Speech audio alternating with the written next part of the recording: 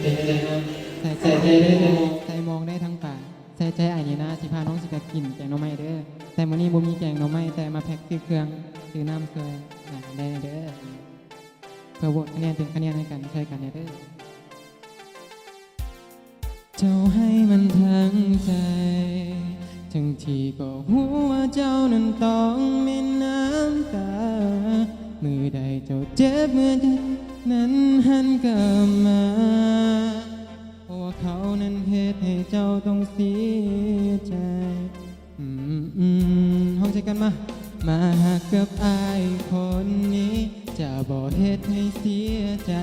จะรักษาไว้แบบนี้แหละหากเจ้าเลื่อยไปขอสัญญาจะบอกเหตุให้เจ็บคือกับคนเก่าหัวใจกันมาตั้งเอาไว้ใส่ใจได้แต่มองใส่มองได้ทั้งป่าใส่ใจไอ้นี่นะสิพาไปกินแกงหน่อไม้สิพาไปเลี้ยงควายและขี่รถไถนา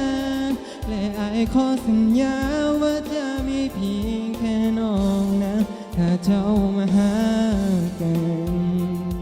ขอสัญญาจะบ่เหตุให้เจ้ามีน้ำตาจะบ่เหตุให้เจ็บคือกับคนที่ผ่านมาจะมีเพียงเจ้าคนเดียวตลอดเลยอยากให้เจ้านั้นหันมาแนมกันหันมาแนมกัน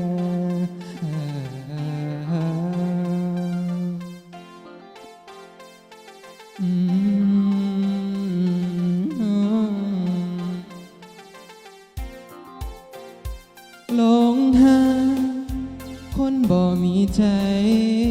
จะหักไปก็เสียใจคือเก่าหลงหักคนที่เขาบ่หัวสาจึงมีน้ำตาเขาก็บ่สนใจก็มีแต่อ้ายนี่แหละที่คอยเอาใจอ้ายนี่แหละที่ช่วยเทแค่เจ้าทุกอย่างก็บอกเคยจะห่างไกลให้เจ้านั้นต้องเหงาใจคอยปรับเวลาเจ้าเสียใจที่อยากให้ลืมเขา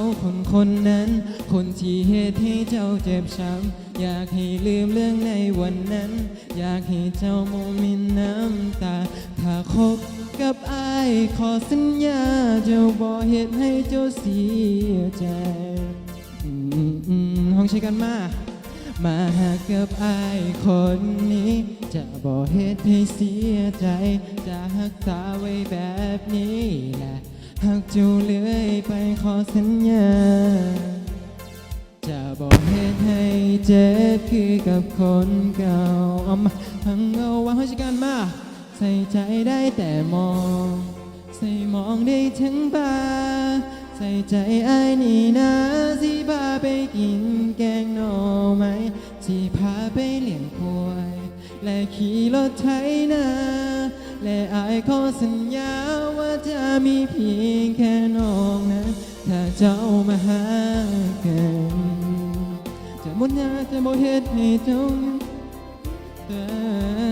ยจะบ่เหตุให้เจ็บคือกับคนที่ผ่านมาจะมีเพียงเจ้าคนเดียวตลอดเลย